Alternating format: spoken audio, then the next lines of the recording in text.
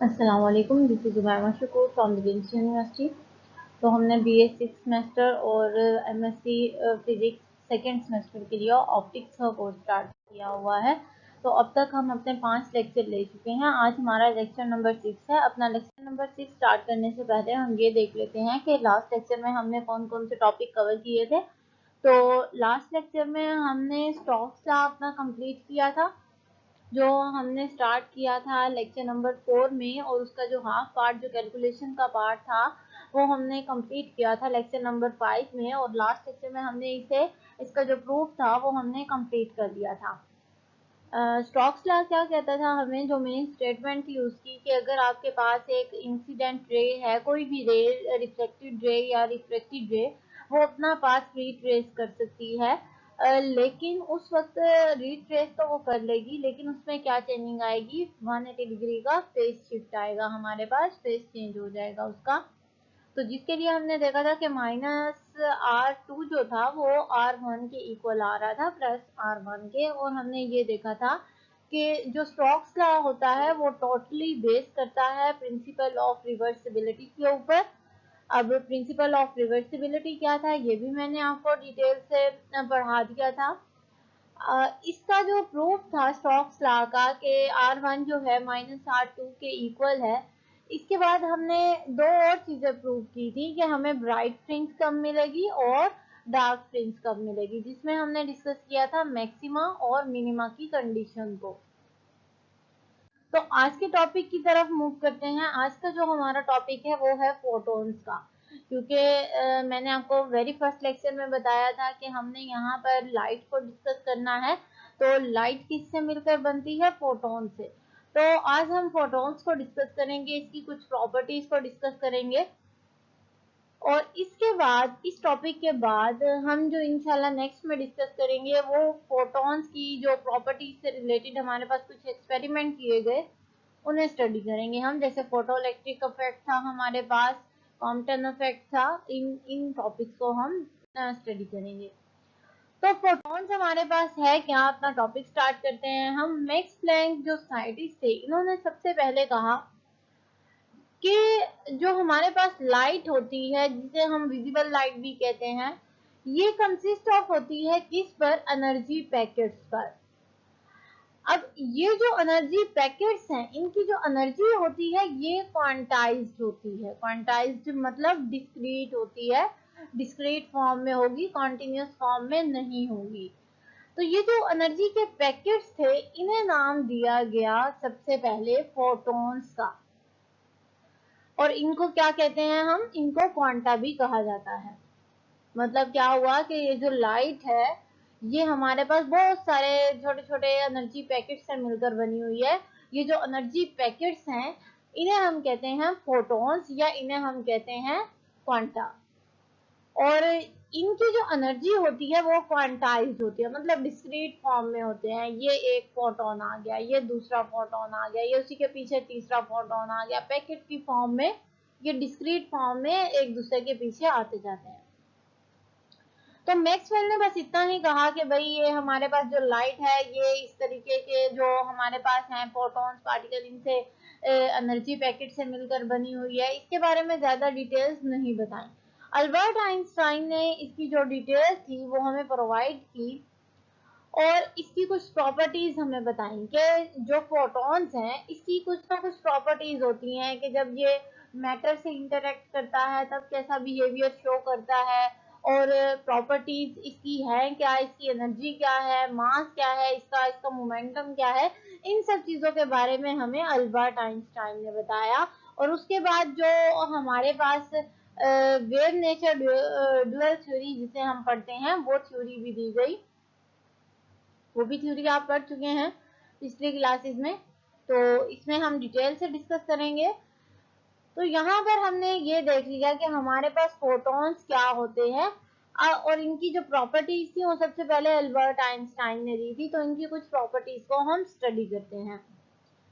उससे पहले आपको पता होना चाहिए कि जो भी हम प्रॉपर्टीज को स्टडी करेंगे, एक चीज इनमें कॉमन आएगी कि जो फोटॉन्स होते हैं, ये क्योंकि एनर्जी पैकेट्स हैं, जब ये किसी भी चीज से स्ट्राइक करेंगे तो अपनी एनर्जी उस चीज को दे देंगे।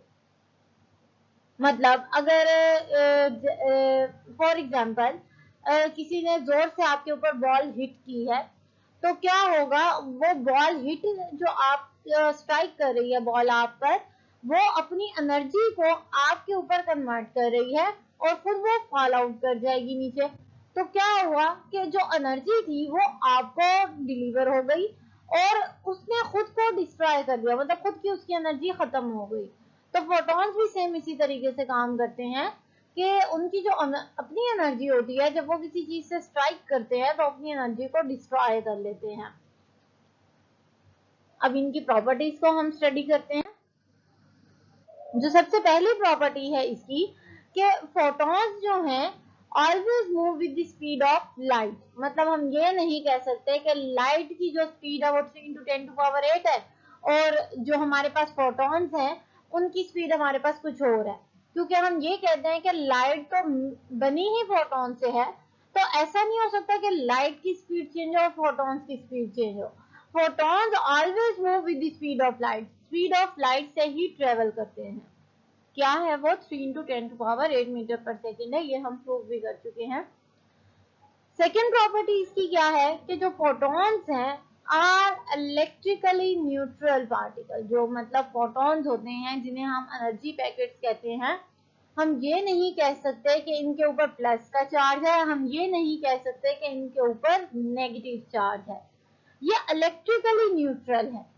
मतलब अगर आप कोई इलेक्ट्रिक सप्लाई से दे दें तो इनके ऊपर कुछ असर नहीं होगा, न्यूट्रल ही रहेंगे ये। तो अब यहाँ पर सेकंड प्रॉपर्टी आपने देख ली कि फोटॉन्स जो हैं हमारे पास इलेक्ट्रिकली न्यूट्रल पार्टिकल हैं। Photons have no mass, photons का कोई मास नहीं होता, या हम ये भी कहते हैं कि फोटॉन्स का रेस्ट मास 0 होता है। तो ये बड़ी इंपॉर्टेंट प्रॉपर्टी है इसके मोमेंटम के पॉइंट ऑफ व्यू से कि फोटॉन्स जो पार्टिकल हैं हमारे पास, जो एनर्जी पैकेट्स हैं जिनका हम कहते हैं कि लाइट इनसे मिलकर बनी है, इनका कोई मास नहीं होता अपना, लेकिन इनकी एनर्जी होती है। मतलब एक तो हमने थर्ड प्रॉपर्टी ये डिस्कस कर ली कि फोटॉन का कोई मास नहीं होता। फोर्थ प्रॉपर्टी हम क्या डिस्कस कर रहे हैं कि फोटॉन्स की एनर्जी होती है, जिसे हम कहते हैं कि फोटॉन्स तो एनर्जी पैकेट्स हैं, तो इसका मतलब है इनकी कुछ ना कुछ एनर्जी होगी। इस एनर्जी को हम क्वांटम मैकेनिक्स में कैसे डिफाइन करते हैं कि E = h/nu। मतलब ये जो h है ये तो प्लैंक्स कांस्टेंट है, इसे लिख सकते हैं कि E जो है डायरेक्टली प्रोपोर्शनल है न्यू के। ये जो न्यू है ये फ्रीक्वेंसी की टर्म है। आपको पता है कि हम फ्रीक्वेंसी को क्वांटम मैकेनिक्स में इसी तरीके से रिप्रेजेंट करते हैं। क्या मतलब हुआ कि फ्रीक्वेंसी अगर ज्यादा है तो एनर्जी डेफिनेटली ज्यादा होगी, अगर फ्रीक्वेंसी कम हो रही है तो एनर्जी भी कम हो रही होगी। और h जो है ये आपको पता है प्लैंक्स कांस्टेंट है।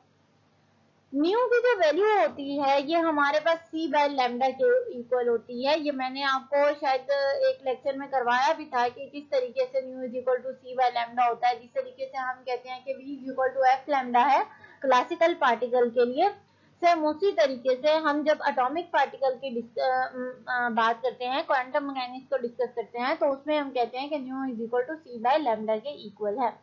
मतलब v = f/λ and f = v/λ, तो v = c and lambda is lambda and f = nu। तो ये आपकी यही इक्वेशन बन गई। तो अब अगर मैं इक्वेशन 2 को 1 में पुट कर दूं तो मुझे एनर्जी की एक्चुअल वैल्यू मिल जाएगी E = hc/λ। ये इक्वेशन क्या शो कर रही है? इक्वेशन 5। इक्वेशन 1 तो बता रही थी कि फ्रीक्वेंसी का डायरेक्ट रिलेशन है एनर्जी के साथ। इक्वेशन 5 क्यों बता रही है? इक्वेशन 5 बता रही है कि आपकी जो एनर्जी है और जो वेवलेंथ है ये इनवर्स रिलेशन रखते हैं। क्या मतलब हुआ? अगर आपके पास एक वेव ये है, दूसरी वेव आपके पास ये है, तो देखें इसकी वेवलेंथ कम है, इसकी वेवलेंथ ज्यादा है। अगर इसकी वेवलेंथ ज्यादा है तो इसकी जो एनर्जी होगी, इस वाली वेव की जो एनर्जी होगी ये कम होगी, इस रिलेशन के मुताबिक, इनवर्स रिलेशन के मुताबिक। और यहाँ पर देखें इनकी वेवलेंथ कम है, वेवलेंथ अगर कम है तो एनर्जी क्या होगी? ज्यादा हो जाएगी। मतलब इस वेव की एनर्जी ज्यादा होगी और इस वाली वेव की एनर्जी कम होगी आपके पास।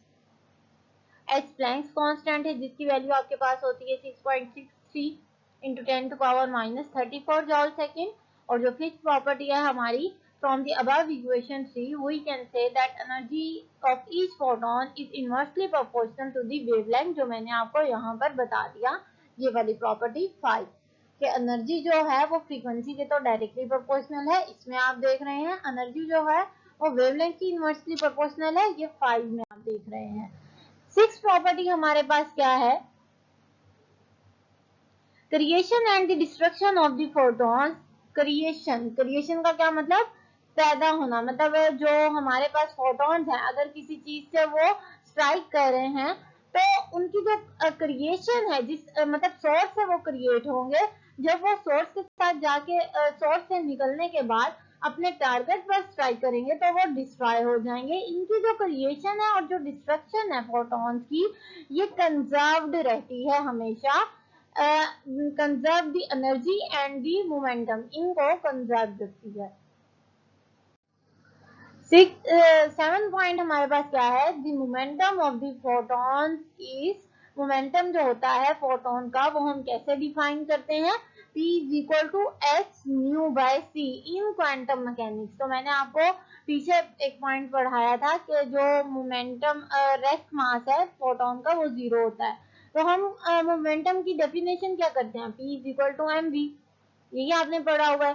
तो पीछे मैंने कहा कि रेस्ट मास 0 है, तो अगर रेस्ट मास 0 है तो इसका मतलब यहाँ तो मोमेंटम होना ही नहीं चाहिए, फोटोन का मोमेंटम 0 होना चाहिए, लेकिन ऐसा पॉसिबल नहीं है। फोटोन का हमारे पास कुछ ना कुछ मोमेंटम होता है।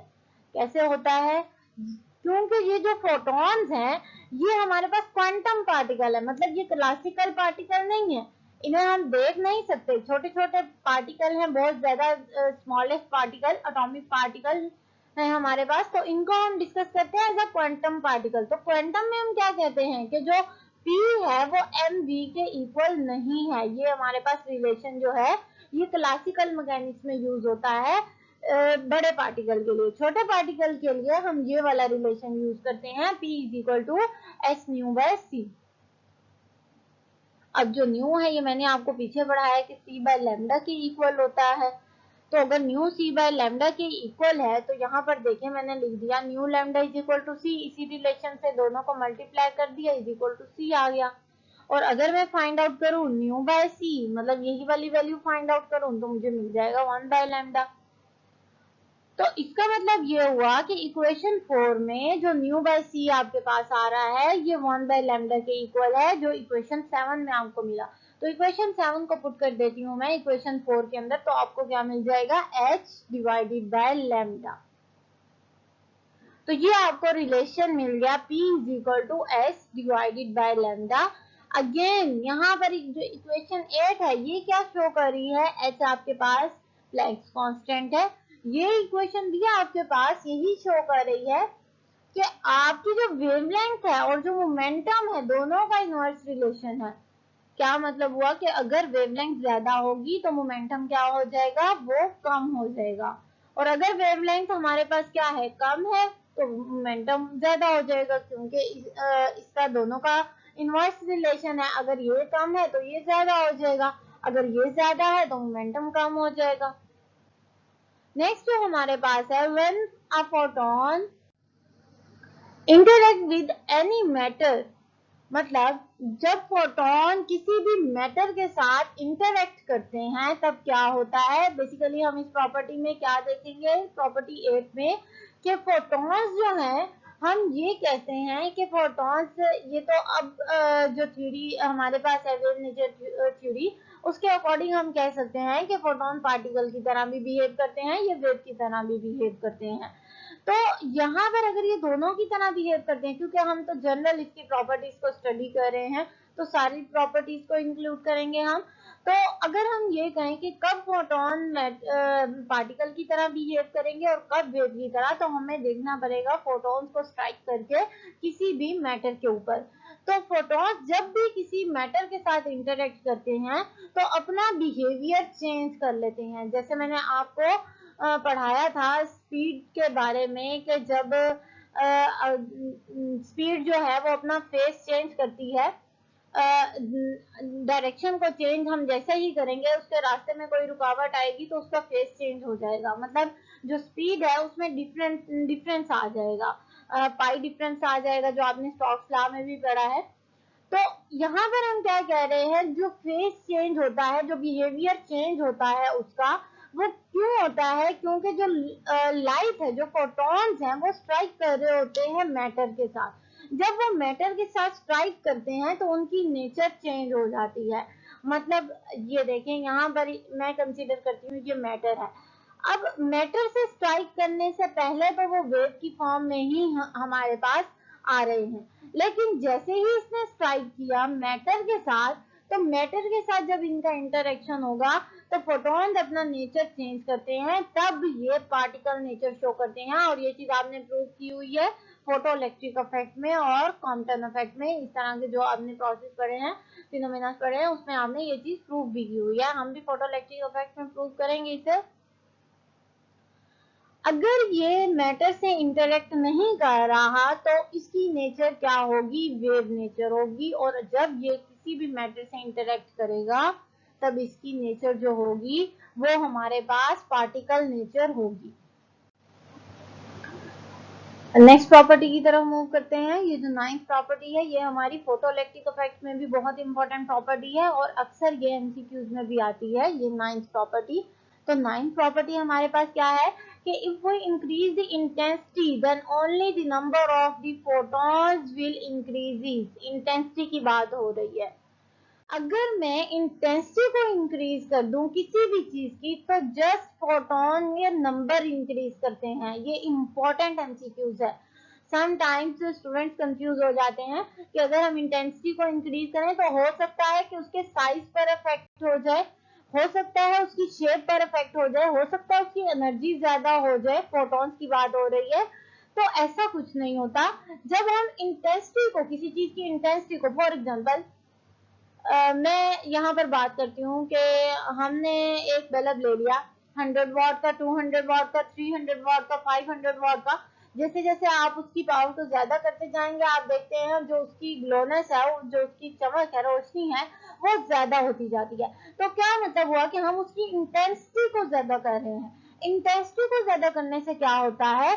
Just number of photons increase करते हैं। आई रिपीट, इंटेंसिटी को इंक्रीज करने से just number of photons increase करते हैं, उसके साइज पर, शेप पर, एनर्जी पर कोई इफेक्ट नहीं होता। Just number of photons increase होंगे। फोटॉन्स में डिस्ट्रॉय, फोटॉन्स नेक्स्ट जो हमारे पास प्रॉपर्टी है वो ये है कि फोटॉन्स जो है वो डिस्ट्रॉय भी हो सकते हैं लेकिन इंक्रीज भी हो सकते हैं। फोटॉन्स में इंक्रीमेंट भी लग सकता है अगर वो किसी मैटर के साथ इंटरेक्ट करेंगे तब। अब पीछे हमने क्या डिस्कस किया था कि जब भी फोटॉन स्ट्राइक करेंगे किसी भी मैटर के साथ तो क्या होगा? अपनी एनर्जी को डिस्ट्रॉय कर देंगे, अपनी एनर्जी को डिलीवर कर देंगे उस चीज के साथ जिसके साथ जाके वो स्ट्राइक करेंगे। अब हम यहाँ क्या बात कर रहे हैं? एक तो वो प्रॉपर्टी हो गई। यहाँ बात कर रहे हैं कि फोटॉन्स डिस्ट्रॉय भी हो सकते हैं लेकिन साथ साथ इंक्रीज भी हो सकते हैं। अब ये इंक्रीज कैसे होंगे? डिस्ट्रॉय तो हमने पढ़ लिया कि कैसे होंगे, इंक्रीज कैसे होंगे ये। लेट्स सपोज हमारे पास कोई एटम है, ये मैंने एटम बनाया हुआ है, कोई भी एटम है जिसके ऑर्बिट्स में इलेक्ट्रॉन्स मूव कर रहे हैं। अब हमें पता है कि जो न्यूक्लियस के साथ वाला ऑर्बिट होता है ये लोअर एनर्जी ऑर्बिट होता है और जो बाहर वाला ऑर्बिट होता है ये हाई एनर्जी ऑर्बिट होता है। ये देखें जैसे मैंने यहाँ पर मेंशन किया हुआ है, ये इंटरनल वाला जो ऑर्बिट है ये लोअर एनर्जी है, आउटर वाला हायर एनर्जी ऑर्बिट है। तो जब लाइट स्ट्राइक करती है इस एटम के ऊपर तो क्या होता है कि जो इलेक्ट्रॉन्स हैं वो एनर्जी को गेन कर लेते हैं। अगर लेट्स सपोज इस वाले इलेक्ट्रॉन ने एनर्जी को गेन कर लिया तो ये क्या करेगा? अपने आउटर ऑर्बिट में आ जाएगा, इस ऑर्बिट में। अब इस ऑर्बिट की तो एनर्जी हाई थी हमारे पास। अब क्या करना है कि हम चाहते हैं कि किसी तरीके से ये जो इलेक्ट्रॉन है ये वापस अपने इस ऑर्बिट में आ जाए, पहले वाले ऑर्बिट में आ जाए जिसकी एनर्जी कम थी। तो एनर्जी अगर गेन कर ले इलेक्ट्रॉन तो हायर एनर्जी ऑर्बिट में चला जाता है, अगर एनर्जी को लूज करेगा तो लोअर एनर्जी ऑर्बिट में चला जाएगा। तो जैसे ही इलेक्ट्रॉन इस ऑर्बिट से वापस इस ऑर्बिट में जाएगा तो ये अपनी एनर्जी को इमिट करेगा। तो ये जो एनर्जी इमिट होती है ये बेसिकली हमारे पास रेडिएशन जिसे हम कहते हैं, रेडिएशन की फॉर्म में इमिट हो रही होती है। तो यहाँ पर हमारे पास क्या होगा कि नंबर ऑफ फोटॉन्स हमारे पास ज्यादा हो रहे होंगे, क्योंकि यहाँ पर फोटॉन्स बेसिकली इमिट हो रहे हैं। तो इस तरीके से हमारे पास फोटॉन्स में इंक्रीमेंट भी लग जाता है। तो ये मैंने आपको सारा प्रोसेस समझा लिया। इसी को आगे मैंने डिफाइन किया हुआ है कि if during interaction the electrons jump from higher energy level to lower energy level by emitting these radiations, the energy in the form of the photons, जो एनर्जी है वो फोटॉन्स की फॉर्म में इमिट होती है। तो इस तरह इंक्रीमेंट लग जाता है फोटॉन में, फोटॉन इंक्रीज कर जाते हैं।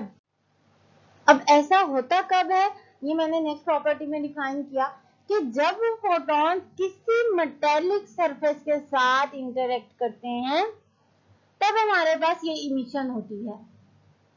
तो यहाँ पर मैं क्या कहूंगी कि मेटेलिक सरफेस आपने किस में पढ़ा हुआ है, तो आपने फोटोइलेक्ट्रिक इफेक्ट में पढ़ा हुआ है कि जब जो लाइट है वो किसी भी सुइटेबल मेटेलिक सरफेस के साथ स्ट्राइक करती है तो वहां से हमारे पास क्या होती है, जो पार्टिकल्स होते हैं वो इमिट होना शुरू हो जाते हैं, जिसे हम कहते हैं फोटोइलेक्ट्रिक इमिशन है। तो सेम वही बात इस प्रॉपर्टी में की गई है कि ऐसा होता कब है, जब फोटोन मोस्टली इंटरेक्ट करते हैं किसी मेटेलिक सरफेस के साथ, तब हम इस इमिशन को ऑब्जर्व करते हैं। इसे हम बोलते हैं इलेक्ट्रिक इमिशन। इलेक्ट्रिक इमिशन क्योंकि हमें इसमें पोटेंशियल डिफरेंस भी चाहिए होता है जो हमें मेटल को प्रोवाइड करना होता है, तब हमारे पास ये प्रोसेस होता है।